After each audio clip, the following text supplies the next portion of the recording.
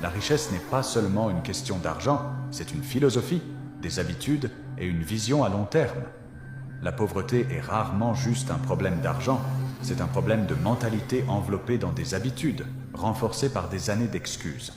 Vous pouvez tout prendre à un penseur riche et il trouvera un moyen de tout récupérer. Mais donnez une fortune à un penseur pauvre et elle s'évanouira comme de la fumée par jour de grands vents. Pourquoi? Parce que l'argent ne reste pas là où il n'est pas respecté, et la pauvreté ne quitte pas les endroits où elle se sent chez elle. La bonne nouvelle, ce qui est appris peut être désappris, ce qui est brisé peut être reconstruit. Voyez-vous, la grande tragédie n'est pas que les gens commencent pauvres, c'est ainsi que la plupart d'entre nous débutent. La tragédie est quand ils y restent, génération après génération, parce que personne ne leur a jamais enseigné que la première monnaie n'est pas l'euro, mais la discipline. La seconde est la conscience, et la troisième, la responsabilité. Ne me comprenez pas mal, il existe de réels obstacles dans le monde, mais il y a une chose pire que d'avoir des obstacles. Les blâmer.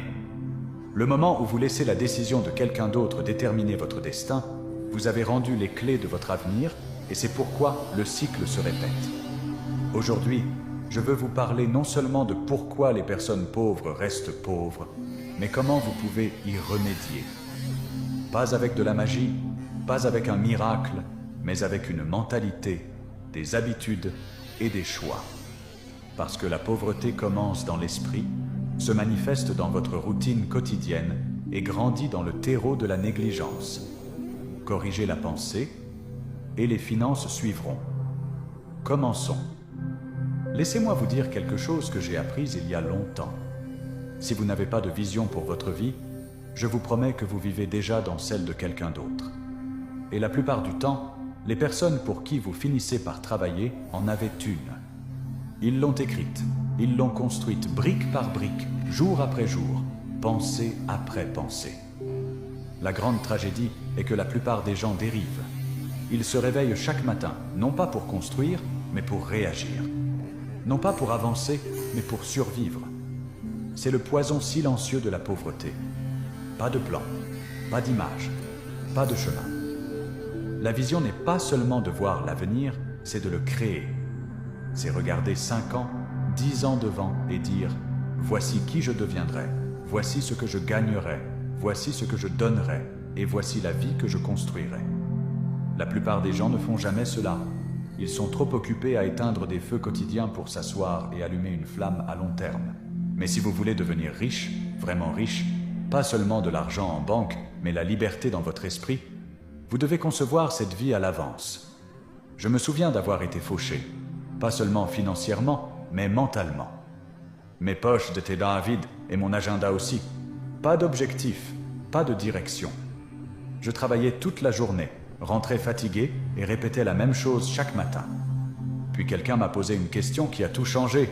« Où vas-tu » Et j'ai réalisé que je ne savais pas. Je n'avais pas de plan, pas de cible. Ce jour-là, je me suis assis avec une feuille blanche et j'ai commencé à écrire mon avenir. Je me suis demandé, comment est-ce que je veux que ma vie ressemble dans 5 ans? Pas ce que quelqu'un d'autre voulait pour moi, ce que je voulais. Vous devez faire de même.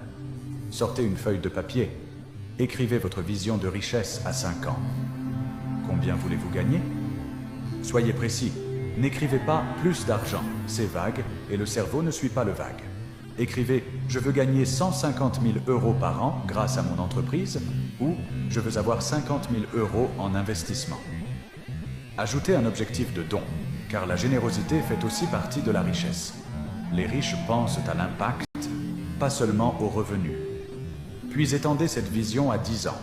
Imaginez votre maison, votre liberté, vos vacances familiales, vos investissements, les associations caritatives que vous soutenez. Vous devez le voir si clairement que votre esprit commence à le traiter comme si c'était déjà réel.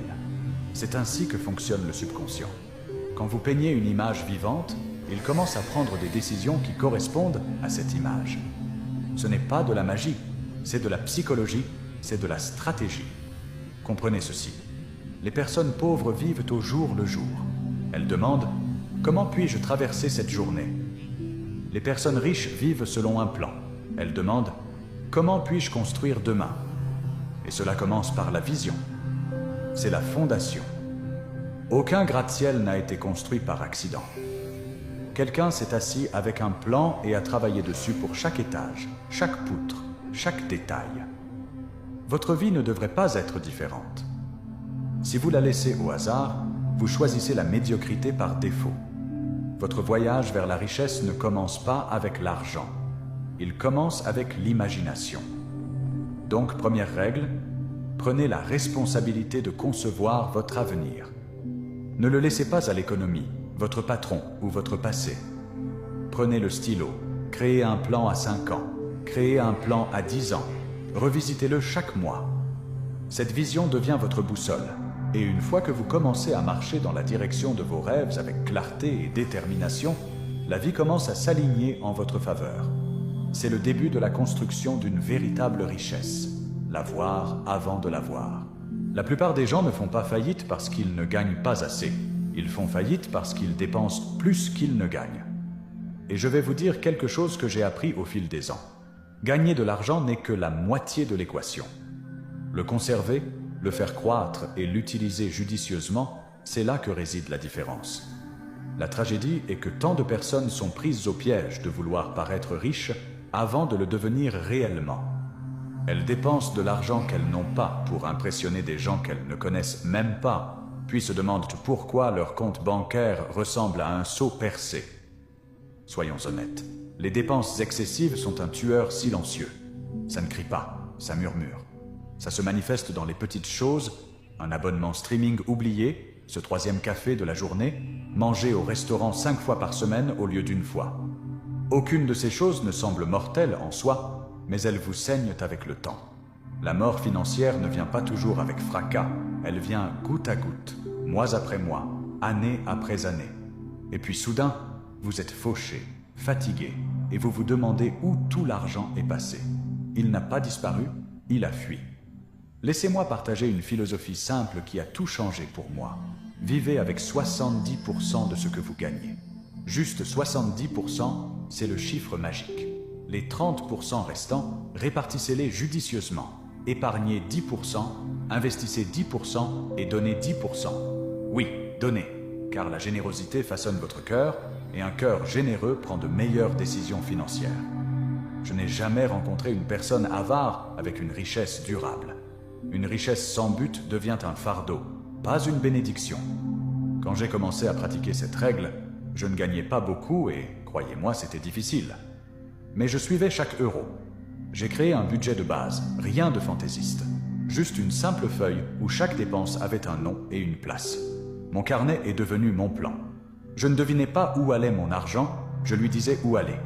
Je surveillais mes revenus comme un faucon et je bouchais chaque trou. Vous seriez étonné de la liberté qui vient quand vous savez où votre argent dort la nuit. Un budget n'est pas une question de restriction, c'est une question d'intention. Il ne s'agit pas de dire non à tout, mais de dire oui aux bonnes choses. Et voici ce que je sais. Quand vous arrêtez de laisser votre argent vous contrôler et que vous commencez à lui dire quoi faire, vous passez de la survie à la construction. La plupart des gens n'ont pas un problème d'argent, ils ont un problème de prise de décision. Ils ne sont pas fauchés, ils manquent de discipline.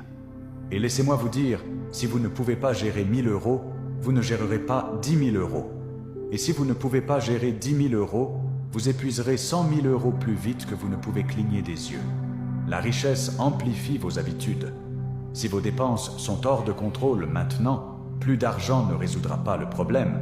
Cela ne fera qu'accélérer les dégâts. C'est pourquoi la règle 70 sur 10 sur 10 sur 10 est un système de construction de richesse déguisé en simplicité.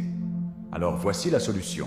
Suivez chaque euro, créez un plan pour chaque paie, dépensez avec intention et non sous pression. Si vous jouez constamment au rattrapage, vous construisez votre vie financière sur du sable. Construisez-la sur une fondation de marge et de pleine conscience. Construisez-la avec un plan. Vivez en dessous de vos moyens, augmentez l'écart, investissez la différence. L'argent ne disparaît pas, il fuit.